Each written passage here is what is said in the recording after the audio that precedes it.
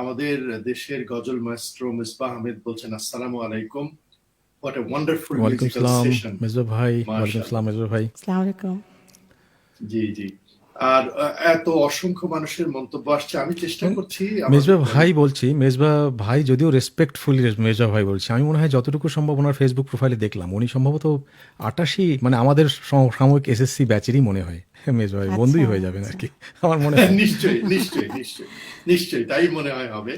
হ্যাঁ, কিন্তু মেজবা তো তার আত্মত্যাগের কথা আমি বারবার বলি, যে মেজবা হচ্ছে যে তার ব্যাপক অর্থবিত্তশালী পরিবার, ঢাকা শহরে বিশাল বিশাল বাড়ির মালিক, কিন্তু সে এই ঢাকা বিশ্ববিদ্যালয়ে পড়লো, ঢাকা কলেজে পড়লো, এসব বড় বড় প্রতিষ্ঠানে পড়লো, এবং পরে উর্দু ভাষাটা শুধুমাত্র গজল গাইবে বলে শিখলো, এবং আর কোনো দিকে মনোনিবেশ করলো না, গজল নিয়ে তার জীবন কাটিয়ে দিল।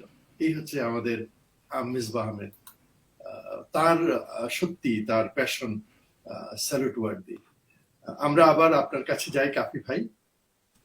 অনেকেই যুক্ত হয়েছেন আমাদের গানে। জি, অনেক অনেক টুকু ভাই, অসংখ্য জি, টুকু ভাইও একজন খুব কমেন্ট করছেন। খুব এসকটুকু।